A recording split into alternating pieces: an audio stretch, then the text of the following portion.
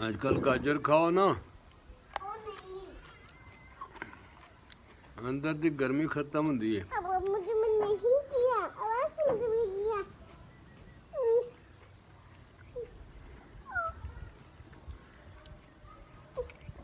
सेब नालों बेहतर होंदी है शुगर वाले वास्ते। जिन्हें शुगर है ना ਉਹਦੇ ਲਈ सेब नालों बेहतर होंदी है।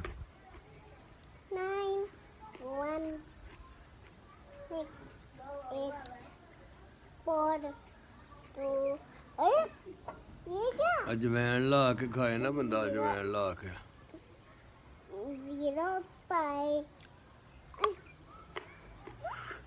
नहीं कदे कदे थोड़ा जिहा लून भी ला लिया।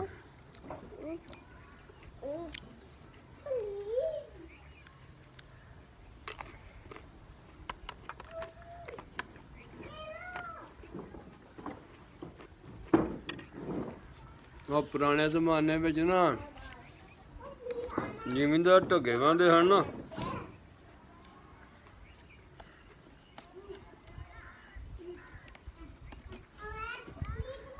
तो ढगे नूं गाल कढ़दे हुंदे हन। ढगे नूं आंदे हुंदे हन तैनूं लूण लावां, तत्ता पड़ा तैनूं वेचां, ओ तैनूं लूण ला, तैनूं लै जाण चोर। एक अखान भी बनया ना, ढग्या तेन चोर लै जान। हाँ जी, हो हाँ गुआंढ है ते तां की असां पट्ठे ही खाने न। उन्हें आखेआ तू करी कख न, तू इरादा पट्ठे खाण ते खाण दा इरादा रखी, भाई खाई जाना करना कख नहीं जी। किसान दा नास कर छड़ना, किसान दा रहन तेला नहीं देना, पट्ठे खाई जाने ने। ढग्या तेनू कौन नहीं रखिया। वाह जी वाह, चंगे दौर हुंदे सन ढग्यां दे,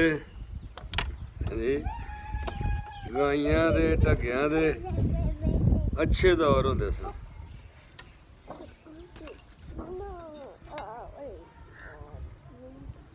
कैसा शीशा, ਇਹਦੇ ਵਿੱਚੋਂ ਦੀ ਸਭ ਕੁਝ ਲੱਭਦਾ।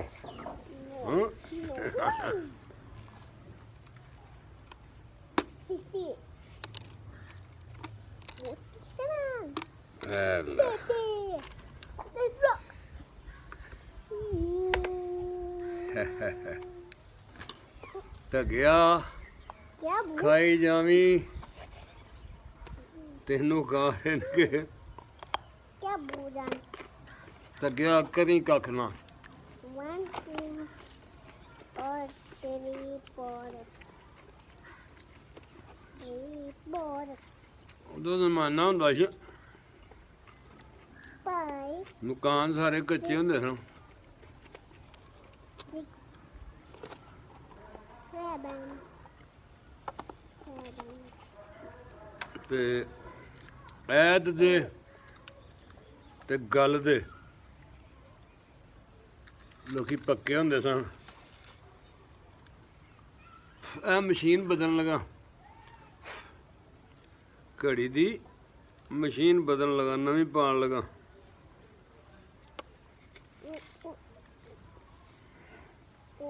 ਬਤਾ ਕੇ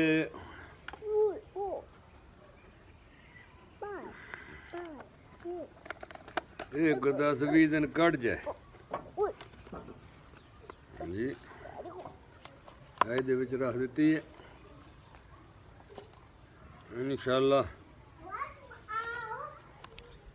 ਕੱਢੇ ਜਾਣੇ ਸੂ।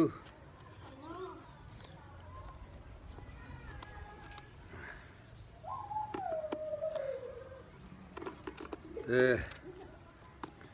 ਕੋਈ ਬਿਮਾਰ ਹੋ ਜਾਣਾ ਨਾ ਉਸ ਜ਼ਮਾਨੇ 'ਚ, ਤੇ ਪੂਰੇ ਪਿੰਡ ਵਿੱਚੋਂ ਲੋਕਾਂ ਰਾਤ ਨੂੰ ਉਫਤਾਂ ਦੇ ਬਾਅਦ 'ਚ ਰੋਟੀ ਛੋਟੀ ਖਾ ਕੇ ਤੇ ਉਸ ਬਿਮਾਰ ਦਾ ਪਤਾ ਲੈਣ ਜਾਣਾ ਤੇ ਇੱਕ ਦੂਜੇ ਨਾਲ ਗੱਲਾਂ ਕਰਨੀਆਂ ਬਈ ਹੋਇਆ ਕੀ ਉਹਨੂੰ। ਉਹ ਕਿਸੇ ਆਖਣਾ ਤਾਪ ਚੜਿਆ, ਕਿਸੇ ਆਖਣਾ ਕੱਸ ਚੜੀ ਹੈ। ਹਾਂਜੀ, ਉਦੋਂ ਦੇ ਨਾਂ ਵੀ ਅਜੀਬ ਅਜੀਬ ਹੁੰਦੇ ਸਨ, ਤਾਪ ਤੇ ਕੱਸ।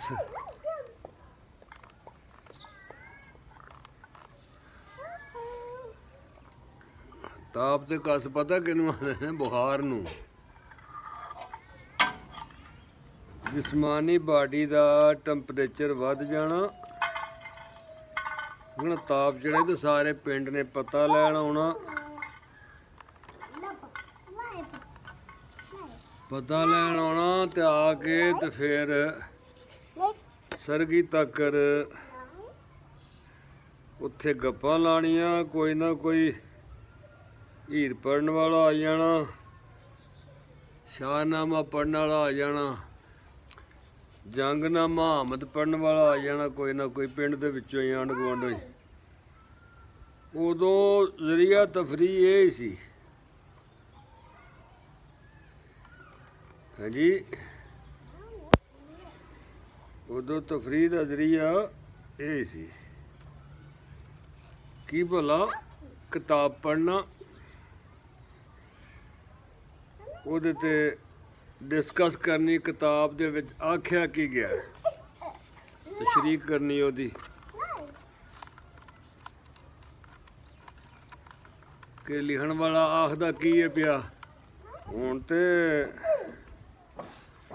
ਕੋਈ ਵੀ ਚੀਜ਼ ਨਹੀਂ ਰਹਿ ਗਈ ਉਸ ਦੇਸੀ ਦੌਰ ਵਾਲੀ। ਹਾਂਜੀ, ਹਰ ਸ਼ੈ ਬਲਾਤੀ ਹੋ ਗਈ ਏ। ਹਾਂ, ਅੱਛਾ ਦੌਰ ਆਉਂਦਾ ਸੀ, ਹੁਣ ਤੇ ਕੋਈ ਹਿਸਾਬ ਤਾਂ ਵੀ ਨਹੀਂ ਹੈ। ਹਾਂਜੀ, ਹੁਣ ਤੇ ਮਸ਼ੀਨਰੀ ਦਾ ਜ਼ਮਾਨਾ ਆ ਗਿਆ। ਉਦੋਂ ਇਹ ਪਤਾ ਹੀ ਨਹੀਂ ਸੀ ਹੁੰਦਾ ਕਿਸੇ ਨੂੰ ਕਦੇ ਬਿਜਲੀ ਵੀ ਹੋਵੇਗੀ, ਜਾਂ ਬਿਜਲੀ ਕਿਸੇ ਸ਼ੈ ਦਾ ਨਾਂ ਹੈ ਵੀ ਇੱਕ ਨਹੀਂ। ਪਿੰਡਾਂ ਵਿੱਚ ਤਾਂ ਨਹੀਂ ਸੀ ਪਤਾ ਕਿਸੇ ਨੂੰ ਵੀ। ਹਾਂਜੀ, ਪਿੰਡਾਂ ਵਿੱਚ ਕਿਸੇ ਨੂੰ ਨਹੀਂ ਸੀ ਪਤਾ ਬਿਜਲੀ ਨਾਂ ਦੀ ਕੋਈ ਸ਼ੈ ਹੈ।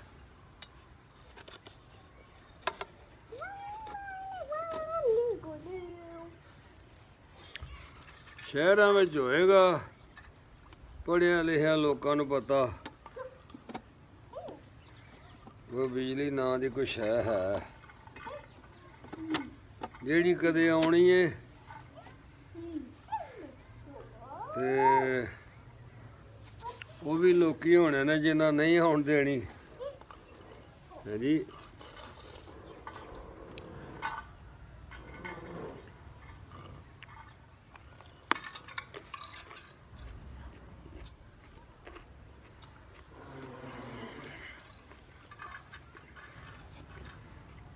ਵੈਸੇ ਗਾਜਰ ਖਾਣੀ ਚਾਹੀਦੀ ਅੱਜ ਕੱਲ੍ਹ ਧੁੱਪੇ ਬਹਿ ਕੇ,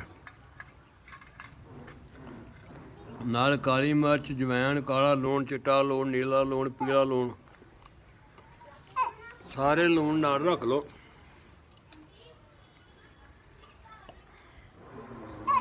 ਫਿਰ ਬੰਦਾ ਆਪਣੇ ਆਪ ਨੂੰ ਆਖੇ ਤੈਨੂੰ ਲੂਣ ਲਾ।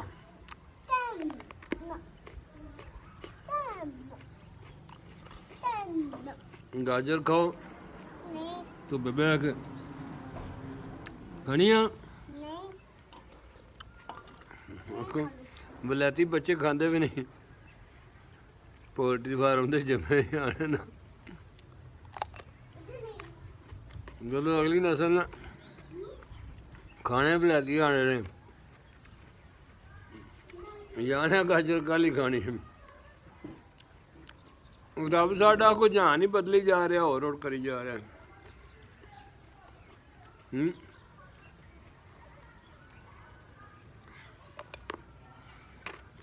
ਰੱਬ ਦੀ ਆਪਣੀ ਮਰਜ਼ੀ ਹੈ ਨਾ।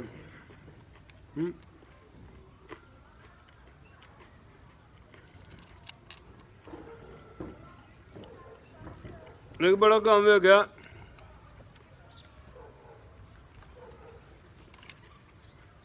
ਜਿਹੜੇ ਪਿੰਡ ਗਏ ਆ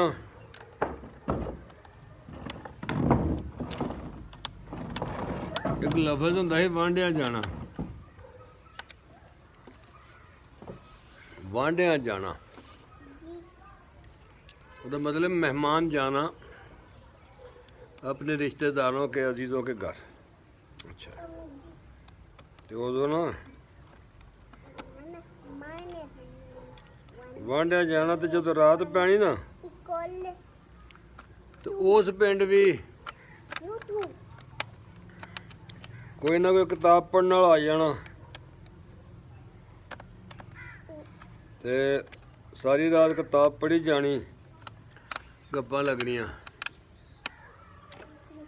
ਇਹ ਚੀਜ਼ ਬੜਾ ਵੇਖੀ ਹੈ ਕਿ ਜਿੱਥੇ ਵੀ ਸਟੋਰੀ ਸੁਣੀ ਆ ਨਾ ਅਸਾਂ ਰਾਤ ਨੂੰ ਬੈਠਿਆਂ ਡਰਾਉਣ ਵਾਲੀਆਂ ਗੱਲਾਂ ਜਿਹੜੀਆਂ ਬਾਬੇ ਕਰਦੇ ਸਨ।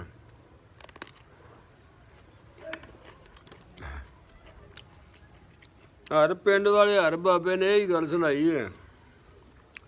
ਇਹ ਜਿਹੜੇ ਕਾਸ਼ਤਕਾਰ ਬਾਬੇ ਹੁੰਦੇ ਨੇ ਉਹਨਾਂ ਦੀ ਮੈਂ ਗੱਲ ਕਰਨਾ।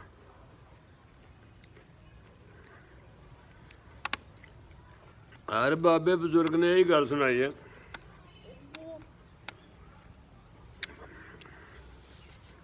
कि मेरा दादा हुंदा ही ना तो उन्हें डैन फड़ लई। दूर दूर पैलियां वांदे सन जंगलों विच ते फिर परेआ च बह के स्टोरी सुनानी, कहानी सुनानी, किस्सा सुनाना। दादा मेरा गया नाले पार, उन्हें उत्ते झलार जोई सी, उत्ते डैन आ गई, लम्मियां लम्मियां लिट्टां, लम्मे लम्मे दंद, खौफनाक अखां,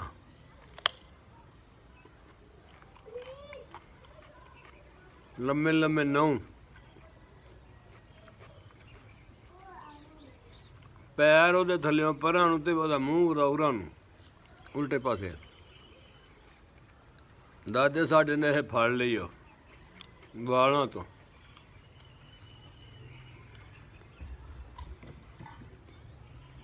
फिर उन्हें सारी रात चलारे जोई रखी।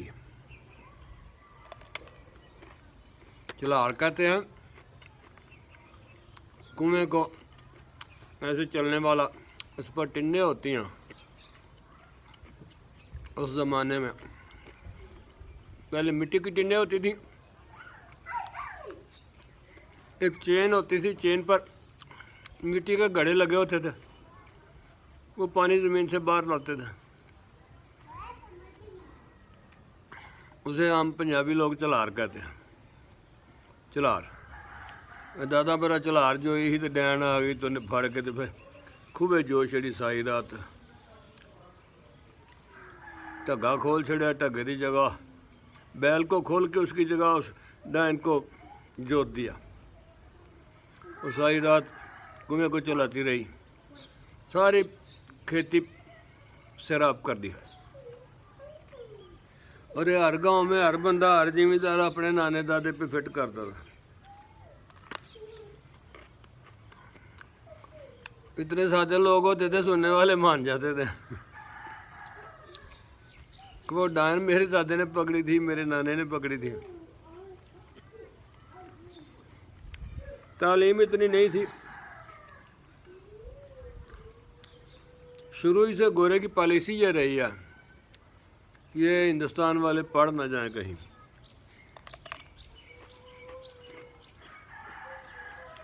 हम लोग बुनियादी तौर पर हिंदुस्तान के रहने वाले हैं।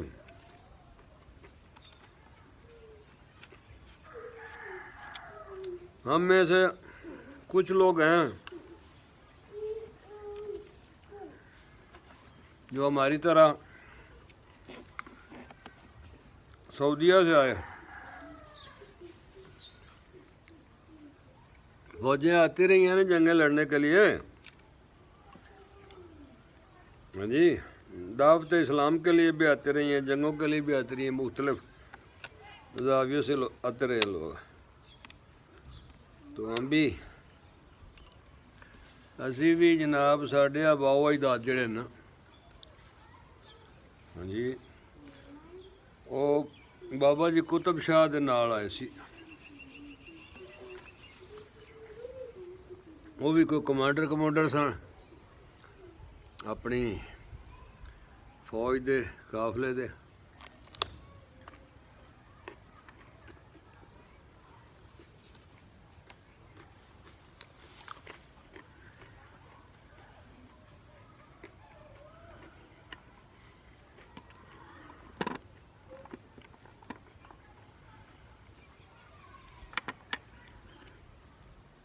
ਦੱਸਦੇ ਨੇ ਬਈ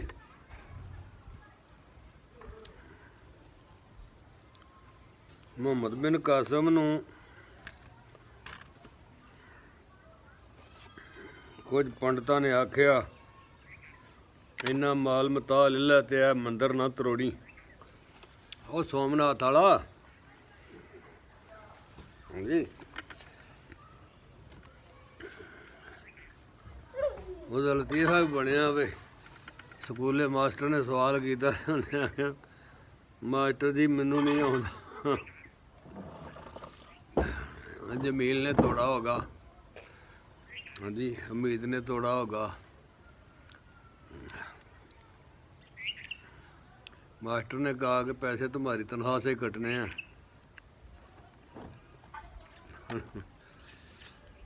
वो एग्जामिनर ने कहा हेड मास्टर को। चलो ये एक दौर था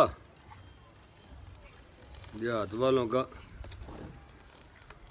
कि मेरे नाने दादे ने डैन फड़ी ते चलारे जो छड़ी।